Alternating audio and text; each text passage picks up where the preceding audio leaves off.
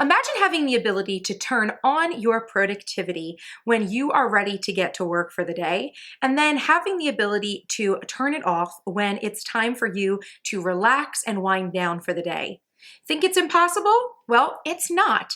And today I'm going to be walking you through the different brain modes or brain states that we have access to and how you can use them to control your own mind.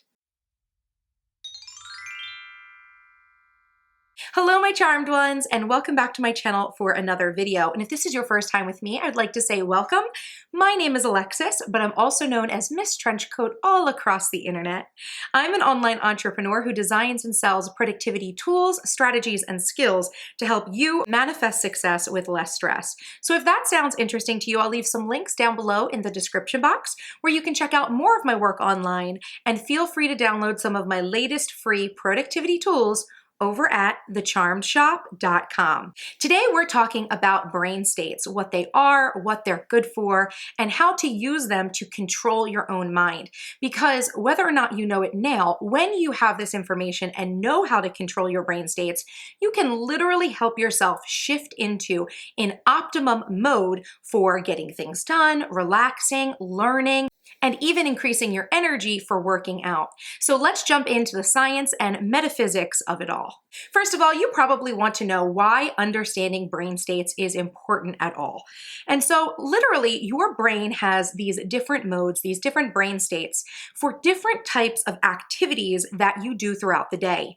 Normally, these modes are triggered by our nervous system when we are doing them. But because modern life and modern society has strange and new triggers that are always around us, sometimes we actually end up losing control of our brain state because of external triggers. Things like stress, anxiety, depression, and disease are all attributed to a lack of control and an external programming of our minds and bodies.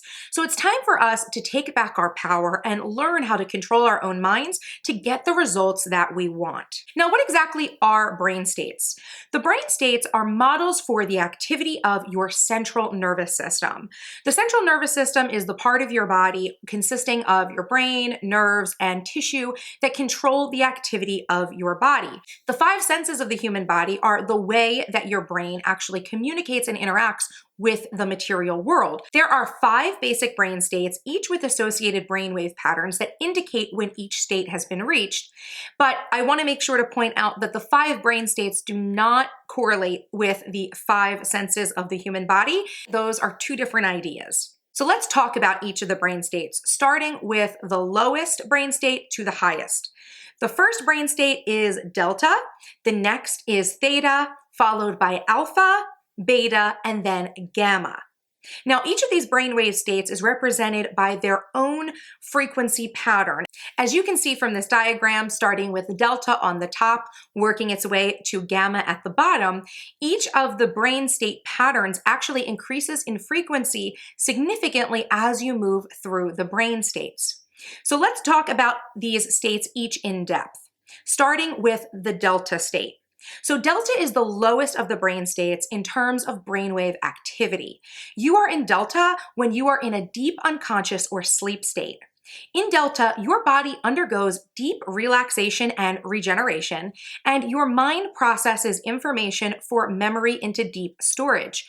This is one of the reasons why getting a good amount of sleep at night is very important, because when you go to sleep at night and you enter those REM cycles, your body is actually switching modes in your head to the delta brainwave cycle. And that is the place where your body does regeneration. So think about it, when you're sick or not feeling well, it's really important that you get enough sleep, and enough high quality sleep where you're falling into REM and getting your brain into the delta cycle, because that's where your body actually regenerates. Same thing if you're someone who maybe has issues with not sleeping enough at night or not spending enough time in REM. You may find that your memory is actually a little bit scattered. You have a hard time with recall or remembering facts. This is attributed to the fact that you may not be getting enough sleep, and specifically not spending enough time in the evening or the day whenever you sleep in the delta brain state, which is an important state for keeping the systems in your body regulated and working properly. The next brain state is theta, and theta is that initial state of sleep where your body is relaxing and your mind is open to new ideas and suggestions. Theta is also a state of hypnosis where you can use things like guided meditations or affirmations to literally reprogram your mind and body right before you fall into delta sleep, where your body will then integrate that information into permanent storage. Now, what's interesting about theta is I think it was Dr. Bruce Lipton who gave an interview and talked about how children until the age of about 7 or 8 actually remain in a theta state most of the time. And that is a state of high imagination, high suggestibility, and it's one of the reasons why early childhood years are very important, because children are like sponges. Now, we as adults have the ability to access theta, and many of us maybe do access theta every day. But when we use this state intentionally, we can actually help reprogram our minds to do the things we want, to be more productive, to believe things like affirmations that might not normally work in a day-to-day life. If you're someone who tries to use affirmations by like reciting them while you're brushing your teeth in the morning and finds that it's not really useful or helpful, the reason is because you're probably using the affirmations during the wrong brain state, which is why it's really a great practice, I think, to get into the habit of meditating before you go to bed so that you put yourself in a theta state and then can actually use those affirmations or guided meditations in a very purposeful way. The next state is alpha. Now, alpha is a relaxed or meditative state where you can access your subconscious while also remaining in conscious control. Alpha is a state that is excellent for inducing creative ideas and for super learning, because it kind of bridges the gap between being awake and alert, but also accessing your subconscious and being able to think creatively by opening up those channels in your mind. Now, alpha is often also associated with astral travel, if you've ever heard of that term, that sort of out-of-body meditative experience. A time when you are literally, asleep and yet still in control of what's going on around you or what's going on outside of your body. That is due to getting into the alpha brain state. So I personally like to use the alpha brain state pretty regularly to get myself into one of those astral projection types of meditations, because I find that it is a very wonderful way to come up with creative ideas. And I also work to establish an alpha brain state when I am trying to creative problem solve or come up with new ideas and brainstorm. So that is how I like to use alpha in my life and how you may want to use alpha in yours. The next brain state is beta. And beta is a heightened state of consciousness that has many different layers from low to high that vary between a sense of alertness and paranoia. So beta is the brain state where we can actually solve problems and do our best work. Most of us, when we are awake and alert and at work especially, or doing things around the house or getting things done, right? Beta is the getting things done brain state. Now, it is wonderful for helping us remain alert and in control and conscious on what we're working on, and it helps us to focus. But the thing about beta that is a little bit tricky is that when humans stay in beta for too long, we can actually start to reach higher levels of beta that will begin to trigger the fight or flight response of the human body. Now, if you know anything about science and the fight or flight response, our bodies will actually be triggered by hormones that help us to, our blood will start to race, our senses become more alert. And this has to do with historically, like early mankind, back when we were living a little bit more prehistorically, we had legitimate fears or obstacles around us, like, wild animals attacking us and things like that. Our bodies needed to have a mode in order to help keep us protected. Now, obviously in our daily life, most of us aren't facing threats like that, but when we remain in beta for too long and we are working too hard or trying to get too much done, our minds don't actually know the difference and move into a high beta. And this is actually a state where a lot of anxiety happens, and it can also trigger depression of the nervous system. And this is a place where if you remain in high beta for too long or for too many hours in your day, your body actually actually begins to get addicted to the hormones that your brain produces during this flight or fight sort of scenario that's happening in your mind. Even though there's no legitimate threat, the stress that's caused by being in high beta actually raises your equilibrium to a higher level. So if you've ever noticed, if you feel like you're high strung and you remain high strung and it's hard for you to relax, it's literally because your body is getting used to those hormones and actually almost starts to require them to feel balanced. So beta is a very tricky brain state because on one end of the spectrum, it's very helpful for us. It's very important for us to get work done using beta. But on the other end of the spectrum, it can be very harmful if we are spending too much time there and not spending enough time in the lower brain states that are very good for creative thinking, relaxation, and regeneration. Now, the fifth and final brain state is gamma. So gamma is the highest brain state that's often associated with super consciousness, learning, and high focus. Gamma is a state that's also used for highly involved problem solving or high physical endurance. Gamma actually increases your energy, and very much like beta is a higher frame of brain state. It's a higher mode or a higher model for activity. However, it seems to not be as harmful to us if we remain in gamma as beta is. Even though it's a step up from beta, it tends to not have the same harmful side effects for anxiety and depression that beta has. Now, I think one reason for this is that gamma is actually kind of hard to get into. Most people don't get into gamma very easily. I think of, a marathon runner. If you ever watched a marathon and someone is just running and running and you're thinking, how do they have such endurance? They have actually trained themselves, knowing or not knowing, into the gamma state, which is actually a state of consistent energy flow. Now, if you look at the actual pattern of this brainwave frequency, you can kind of notice that versus the other brain states, other than delta, I would say, delta is very regular, and so does gamma. Looks like a very regular sort of frequency.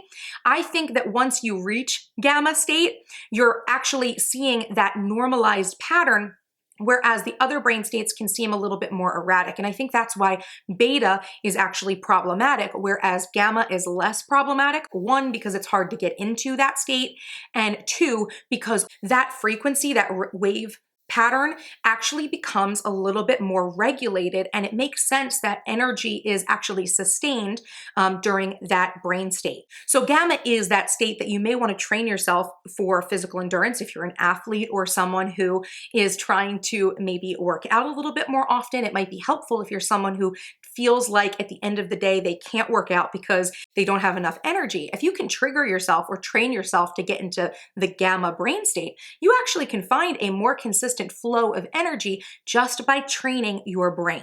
Now let's talk about how controlling your mind and these brain states can actually control your destiny, because that's really the reason why I'm bringing this information to you. I love science and I love physics and I love this stuff, but I'm not just sharing it with you for fun. There really is a purpose, and the purpose is to help you understand that by using this information, you can actually start to train yourself to move into and out of these states a little bit more at will, as opposed to how we technically now sort of get triggered into these states is by what our actions are, our activities, or by the external triggers around us. So now I want to share with you some techniques for controlling your own brain state.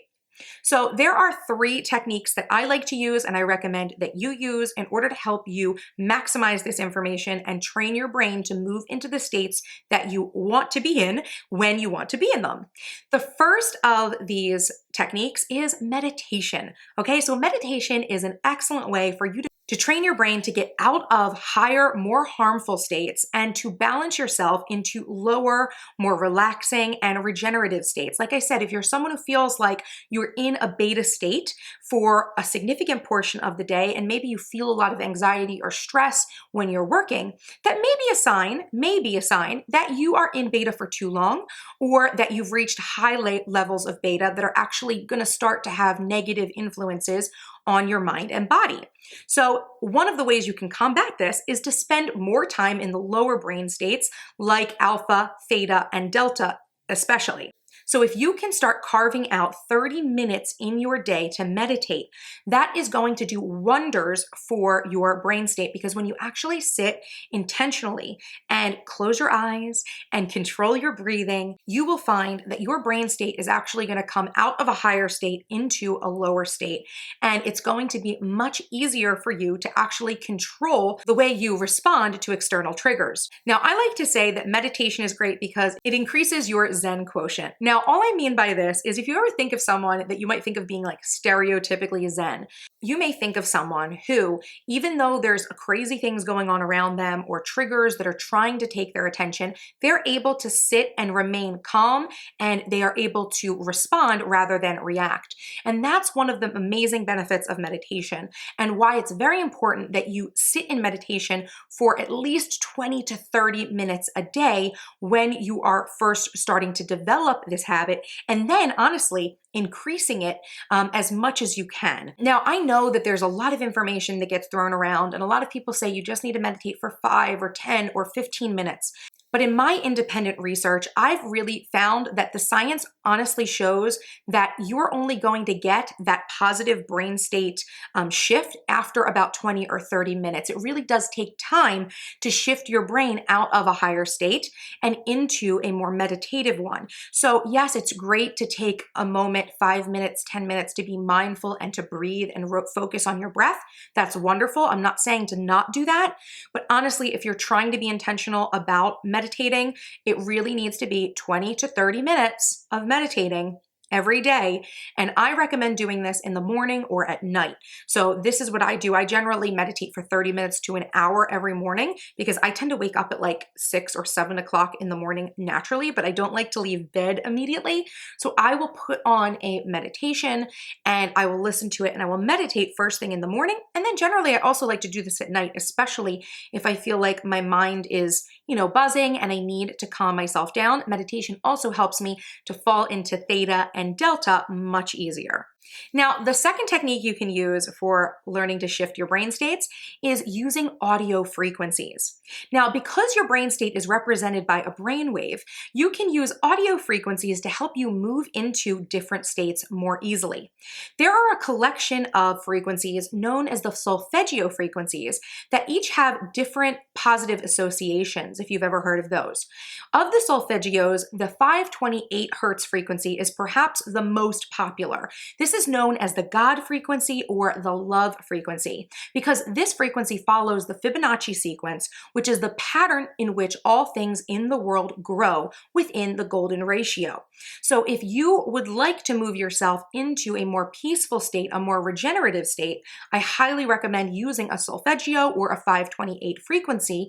You can Google or search on YouTube and you will find many different meditations that include that frequency, which I actually like to incorporate into my meditation. Usually when I'm meditating, I'm listening to a solfeggio or some other brainwave stimulating frequency in order to help me move more quickly into the state of my choosing. Now, the third and final technique for changing your brain state is to use sensory deprivation. Now, this is something that you're going to want to do if you find yourself in beta or high beta for too long and you really want to get a pretty immediate positive change into a lower state. So the concept of this is that if your brain state is a direct representation of your nervous system, then by controlling or cutting off stimulation to one or more of your senses, you can help to move yourself out of a higher brain state into a lower one. So you can address any of your 5 senses or up to 5 senses at one time. So I'm thinking like sight, hearing, smell, taste, and touch, right? Our eyes, our ears, our nose, our mouth, and our skin, right? Those are our 5 senses. So if we work to deprive those senses or to shift them, that is going to help us to move into a better brain state. So in terms of sensory deprivation, the easiest way you can shift your brain state is with your sight to close your eyes. This is one of the reasons why I actually keep an eye mask at my desk where I work, because if I need to, I will put it on and close off my eyes, block out light, and that is one of the easiest ways to get your brain to actually shift out of a higher brain state into a lower one. The next sense would be hearing. So I recommend putting on headphones to either block out noise or to put in some headphones and play an audio frequency in order to help you shift to the brainwave of your choice, right? The brain state of your choice. So hearing is a second one of your senses. So if you put on some eye mask, put on some headphones, you're going to be making a significant change to your brain state immediately. Next is your sense of smell. So to change your brain state using your sense of smell, I bet you guys can guess right now what I'm going to suggest is using aromatherapy. So there's a reason why aromatherapy works, using essential oils or anything that helps you to stimulate your sense of smell. And there are a number of different essential oils that are wonderful for actually calming you down, like lavender. I like to use peppermint as well. And the citrus oils are personal favorites of mine when I'm trying to shift my brain state using my olfactory system or my sense of smell. So the next sense is taste. And in order to shock your brain state out of one state and into another, I recommend chewing on gum or getting a mint, because using something, especially peppermints or spearmints, again, a little bit on that aromatherapy angle as well, if you can shock your sense of taste, you are going to be able to shift your brain state more quickly. And then finally, your sense of touch. So if you are feeling stressed out, how to change your sense of touch, get yourself into some comfortable clothing, engage in some self-massage, or cover yourself with a blanket. This is one of the reasons that I like to have a blanket in my office, something that I can put over me and just make me feel like I'm warmer and more secure. That goes a long way for helping you to actually change your brain state. So like I said before, you can do any one of these or a couple of them, up to all of them, I guess, at one time. And the more you do, the quicker you're going to actually see your brain state shift. So that is how you control your own mind using your brain states. Now, I hope that you really enjoyed today's video. I know it was like a lot of science and a lot of different strategy, but like I mentioned in my Alchemy of Productivity video, I want to bring you some more strategies that are a little bit more out of the box and perhaps a little bit more on the metaphysical spectrum in order to help you better equip yourself to become more productive and successful and to lower your stress overall. I can personally attest that all of these techniques have worked for me and have done me a load of wonders in making me feel more productive, more successful, and less stressed out. So I want to hear down below in the comments from you if you've ever used any sort of sensory deprivation or any of these techniques in the past, and if you might be willing to give them a try in the future and which ones you might be interested in. If you enjoyed this video, please make sure to give it a thumbs up and feel free to share it with whomever you think would find it helpful. For more of the behind the scenes of my productivity life and business, make sure you're following me at MissTrenchcoat on Instagram. And of course, if you are not yet subscribed to my channel, what are you waiting for? Hit that subscribe button for more awesome videos by me. And until next time, bye-bye.